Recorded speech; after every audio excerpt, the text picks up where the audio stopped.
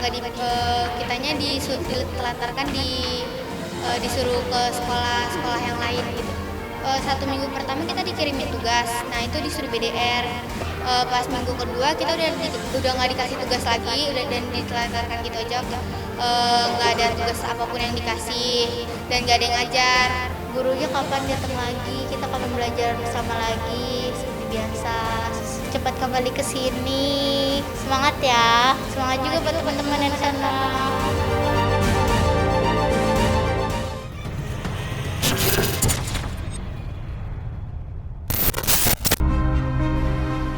Polemik terkait dengan alih fungsi lahan dari SDN Pondok Cina 1 Depok, Jawa Barat yang rencananya nanti akan dialihfungsikan oleh pemerintah Depok, Jawa Barat menjadi Masjid Jami atau Masjid Agung Depok masih terus berlanjut. Dan minggu ini adalah minggu terakhir anak-anak atau para siswa SDN Pondok Cina 1 untuk bertahan di sekolah mereka yang berada di Jalan Margonda. Pertimbangan dari pemerintah Provinsi Depok, Jawa Barat salah satunya adalah untuk memindahkan SDN Pondok Cina 1 karena memang lalu lintas di sekitar Jalan Margonda ini sangat ramai.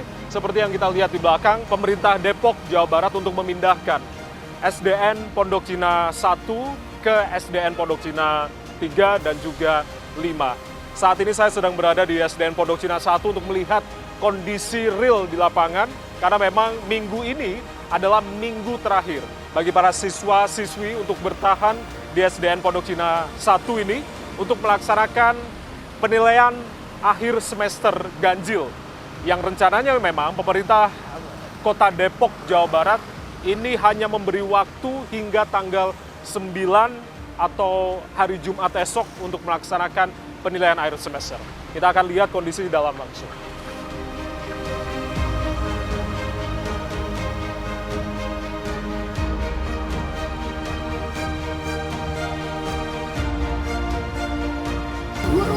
Di mana kau berada? Di sini kami masih ada menuntut ilmu yang berguna. Sedih, sepi yang kami rasakan. Guruku, kami rindu padamu.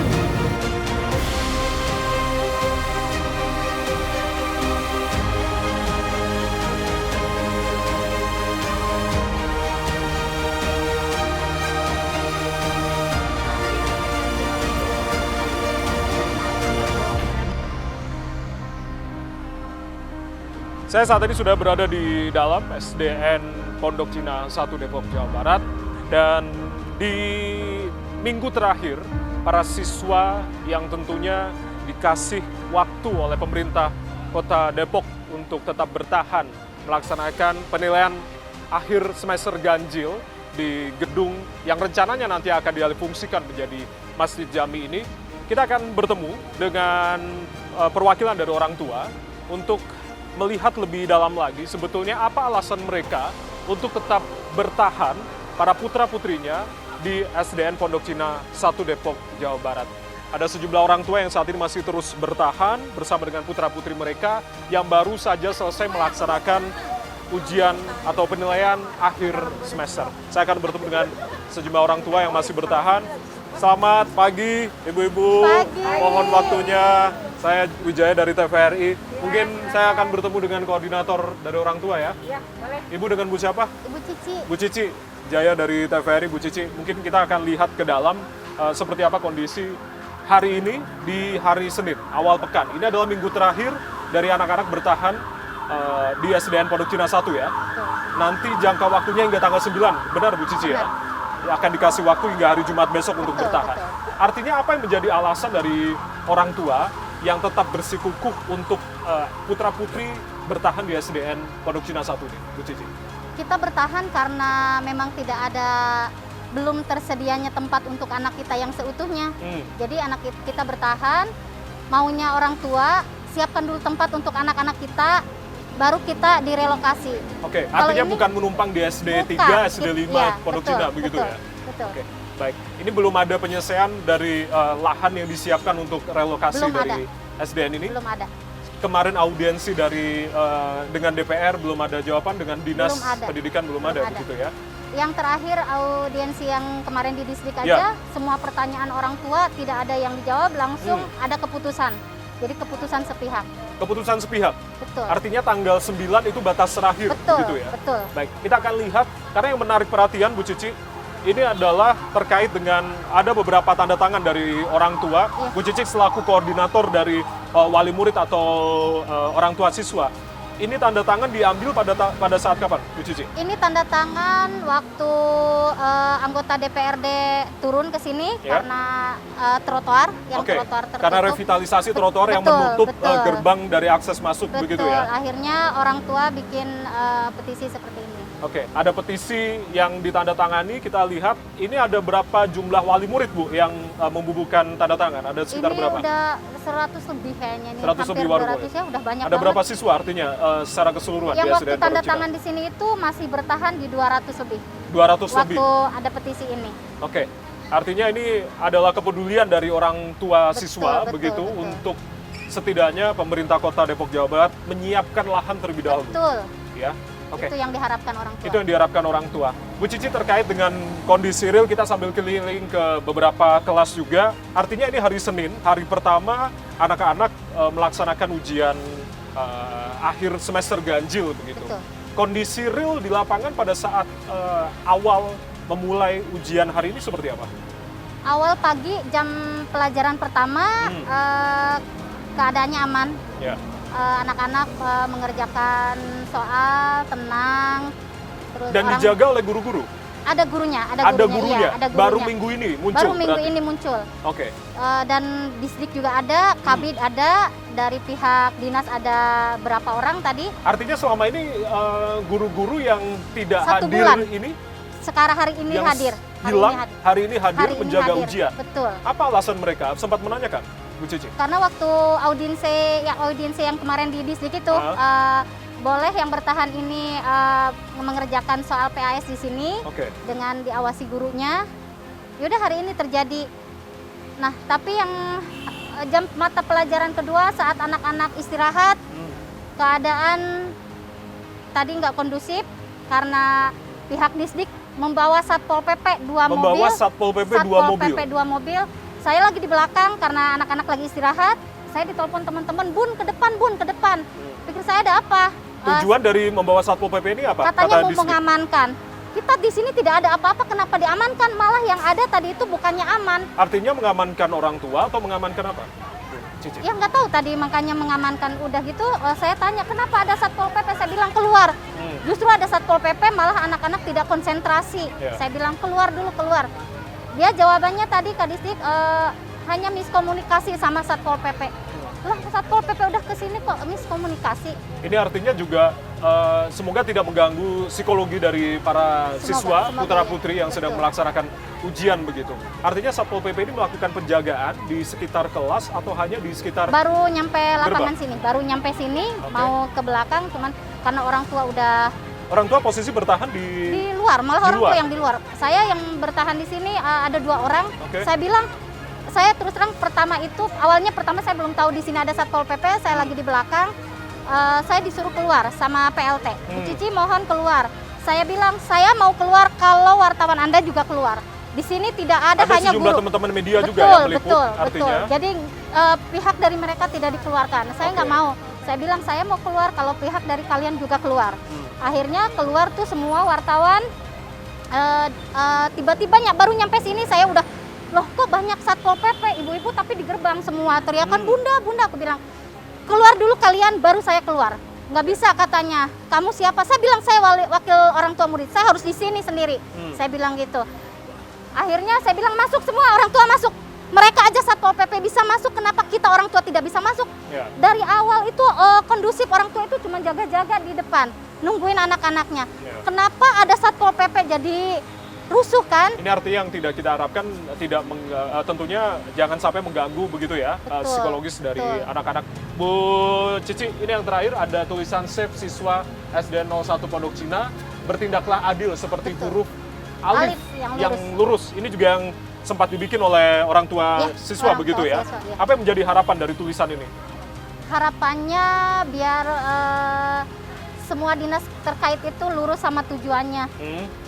Jadi jangan mentang-mentang berkuasa melakukan nggak semena-mena sama kita rakyat biasa. Artinya audiensi ke Pemprov Jawa Barat sudah dilakukan? Sudah Bu Cici? dilakukan. Dengan Kemendikbud, bagaimana Sudah. respon dari Kemendikbud? Masih tetap dikembalikan ke Pemkot. Pemerintah daerah? Iya, Pemkot. jadi macetnya di situ semua. Baik, Bu Cici, kita sambil berkeliling melihat kondisi real di lapangan. Terima kasih sudah berbincang bersama kami. Sama-sama. Tentunya kita terus berharap begitu ada solusi yang terbaik dan Betul. tentunya itu tadi ketika memang dialihfungsikan harus disiapkan lahannya terlebih dahulu, ya, begitu betul. hingga pada akhirnya orang tua tidak merasa khawatir. Betul. Kita akan ikuti perkembangannya karena memang dikasih batas hingga tanggal 9 dan Betul. minggu depan pada hari Senin dikosongkan Betul, begitu. betul. Itu adalah tuntutan dari Iya, pemerintah iya. Kota Depok ya. Baik, terima kasih Bu Cici sudah Sama-sama. berkenan bersama kami. Baik.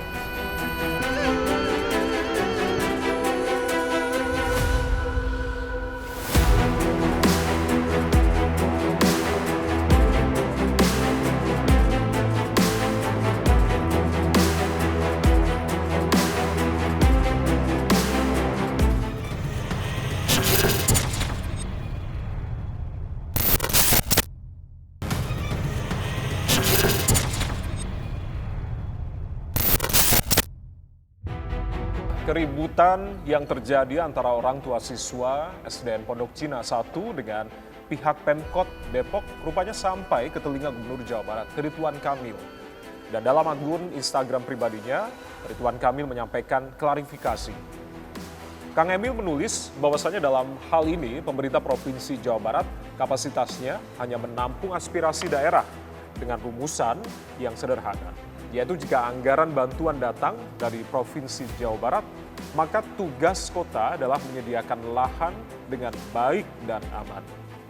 Selama ini pihak Pemprov dilapori pihak Pemkot Depok bahwasanya lahan ini sudah aman, terkendali, dan sudah akan ada rencana relokasi untuk sekolah dasar tersebut. Namun, yang terjadi di lapangan berlawanan rupanya, berbeda dengan narasi tersebut. Bapak, ayo Pak, bantuin.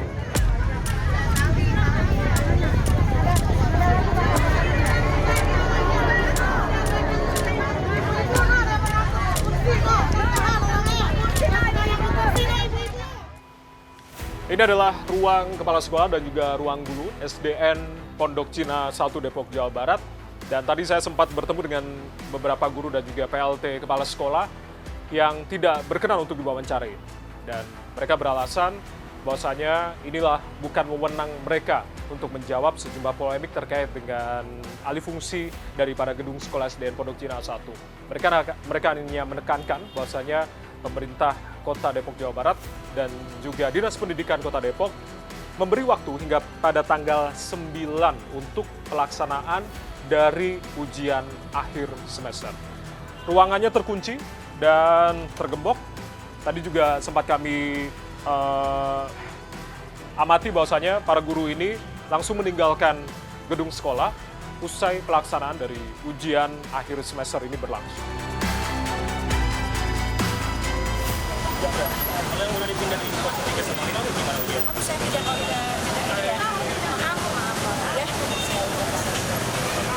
ya. Mudah-mudahan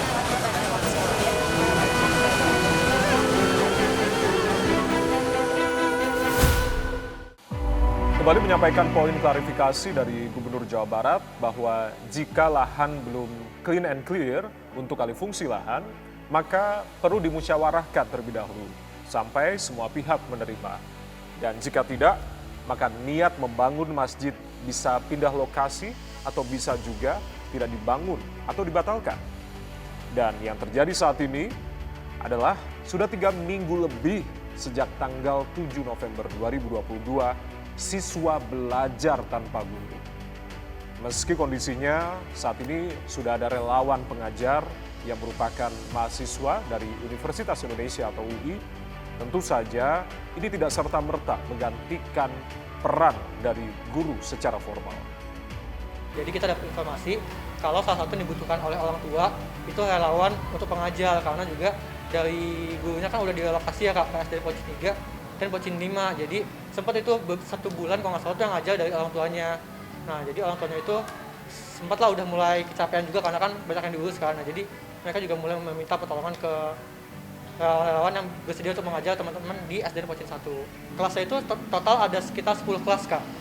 Dari kelas 1A, 2A, 1A, 1B, 2A, 2B, 3A, 3B, 4A, 4B, sama 6A dan 6B. Karena yang 5A dan 5B itu tuh udah kayak dipaksa pindah gitu ke sana. Nah terus untuk pengajar relawannya itu kayak tiap hari ganti Kak, cuman dibutuhkannya itu biasa sekitar 10 orang per hari. SD itu kan sekarang pakainya tematik gitu ya Kak. Nah biasa tuh kita datang terus disesuaikan nih, kita bisanya kaliannya apa, terus ada ditempatin di kelas mana. Nah biasanya tuh dari orang tuanya udah dikasih tugas dan materi dari gurunya, jadi di foto via WA gitu. Nah baru materinya itu nanti akan dikirimkan ke kita, dan cara ajarnya itu disesuaikan sama cara ajar kita sendiri aja. Yang penting muridnya tuh kita bisa memastikan muridnya paham, dan juga tugas-tugas yang perlu dikumpulkan itu bisa dikumpulkan hari itu juga. Apa yang membuat para siswa dan orang tua murid bertahan di sekolah meskipun tidak ada seorang pun guru?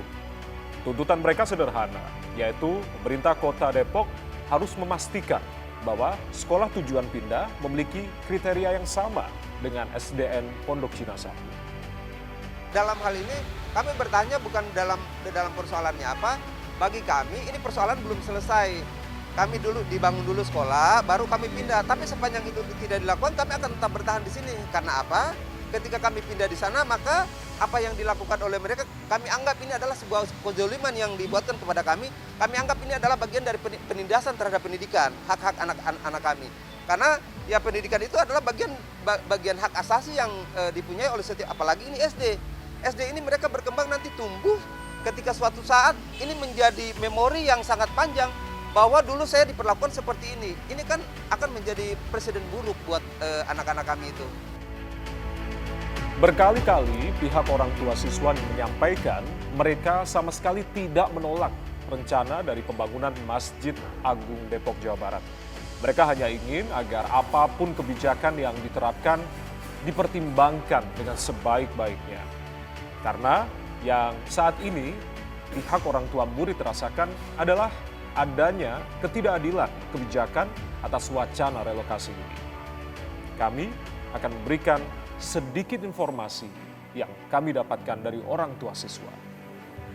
Ini adalah situasi pada tanggal 5 November 2022 lalu. Menurut orang tua siswa, ada pihak Pemkot Depok yang mengambil bangku dan kursi dari ruang kelas untuk dipindahkan ke sekolah 3 dan 5 Pondok Cina. Saat kejadian ini, para siswa sudah diterapkan peraturan belajar di rumah atau BDR berhitung pada tanggal 7 hingga 11 November. Ruangan ini dibongkar. Ada buktinya. Ada hal-hal yang penting. Barang-barang yang berguna, barang aset-aset sekolah yang bisa dibutuhkan siswa-siswi. Astagfirullahaladzim, ini jalanan masuk ke sekolah seperti ini. Ya Allah Rabbi. Selain itu masih hangat dalam ingatan kita sebelum kabar relokasi ini, pada 9 November kemarin, SDN 1 Pondok Cina sempat viral di media sosial. Akses masuk sekolah terhalang dengan proyek trotoar yang lebih tinggi. Namun akhirnya pihak PUPR membuatkan tangga setelah ada protes dari pihak orang tua.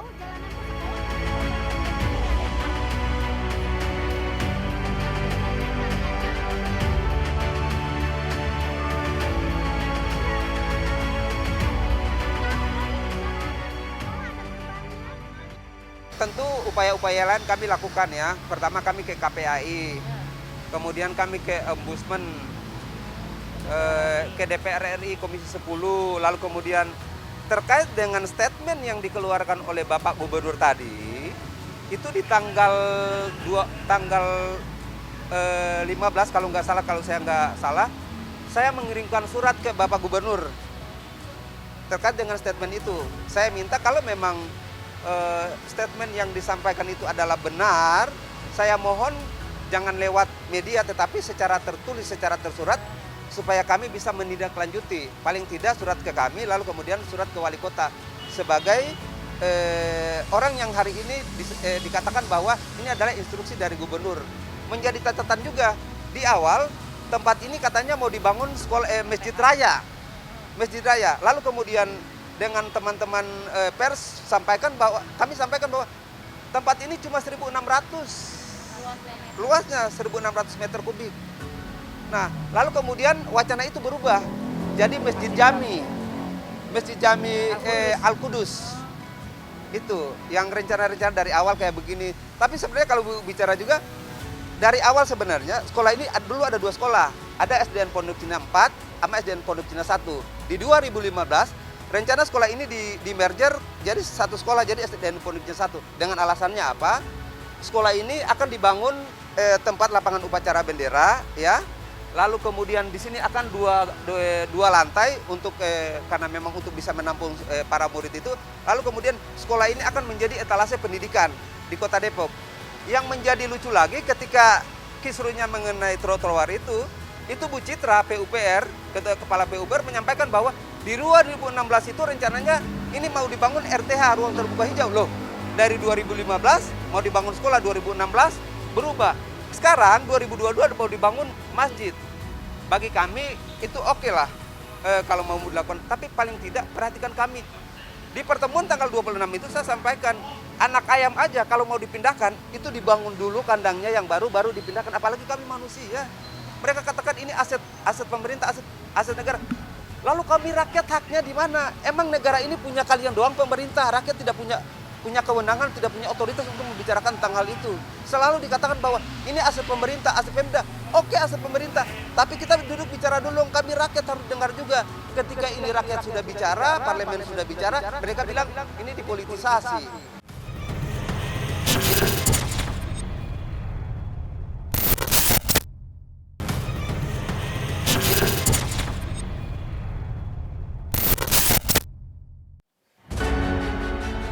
Ya, saat ini saya sedang berada di SDN Pondok Cina 5, Depok, Jawa Barat. Di mana SDN Pondok Cina ini merupakan salah satu sekolah yang menjadi tempat pindahan dari para siswa-siswi SDN Pondok Cina 1 yang lahannya akan dialihfungsikan oleh pemerintah kota Depok, Jawa Barat menjadi Masjid Agung Depok. Dan karena memang keterbatasan dari ruang SDN Pondok Cina 5, ada pembagian jadwal yang diatur bagi para siswa-siswi yang dipindahkan dari SDN Pondok Cina 1. Selain juga ada pembagian jadwal belajar mengajar, sempat juga kita lihat video viral bahwasanya anak siswa-siswi kelas 1 SD yang belajar di area lapangan upacara di SDN Pondok Cina 5. Namun itu hanya sementara waktu dan sekarang mereka sudah belajar di dalam ruangan kelas. Dan kami juga sempat mengkonfirmasi bahwasanya memang ada satu ruangan khusus, yakni ruang perpustakaan, juga yang saat ini diperuntukkan bagi para siswa-siswi dari pindahan SDN Pondok Cina 1.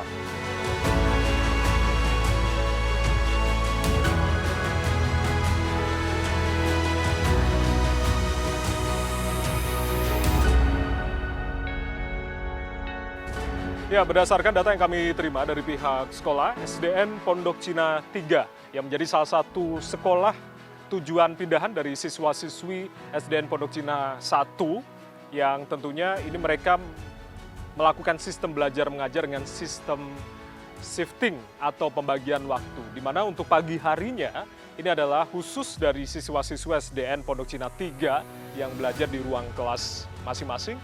Lalu untuk siang harinya sekitar pukul 10:30 sampai dengan pukul 14 atau pukul 2 siang, ini adalah waktunya bagi siswa-siswi dari SDN Pondok Cina 1 yang belajar di SDN Pondok Cina 3 ini.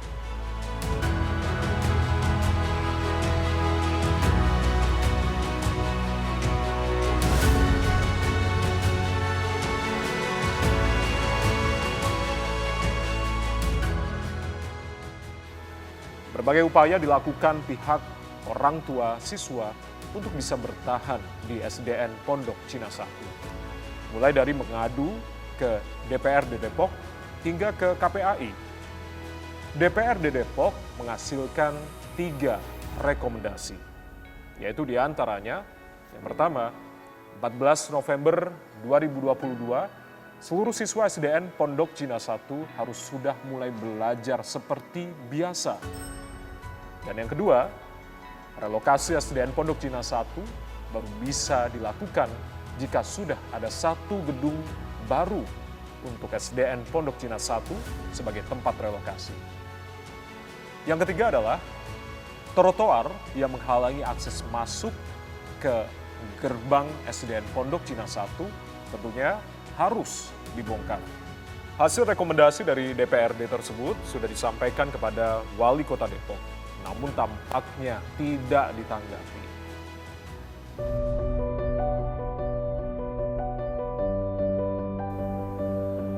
Sementara itu, rilis yang disampaikan oleh Komisi Perlindungan Anak Indonesia (KPAI) pada 19 November 2022 lalu berdasarkan hasil kunjungan Komisioner Bidang Pendidikan Retno Listiarti menghasilkan sejumlah temuan dan rekomendasi yang kami rangkum dalam data grafis berikut ini.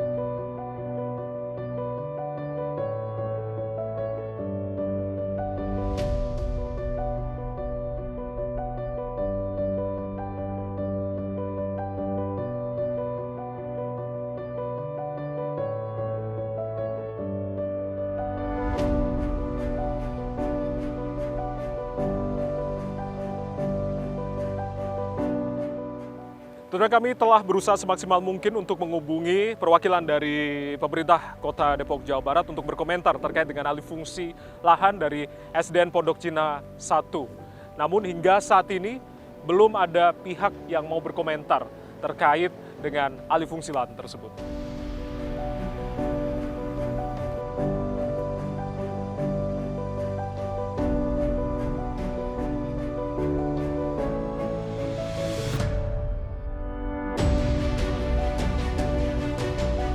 Apa yang terjadi pada SDN Pondok Cina 1 mengingatkan saya pada apa yang dikatakan oleh Tan Malaka, bahwa tujuan pendidikan adalah untuk mempertajam kecerdasan, memperkukuh kemauan, dan memperhalus perasaan.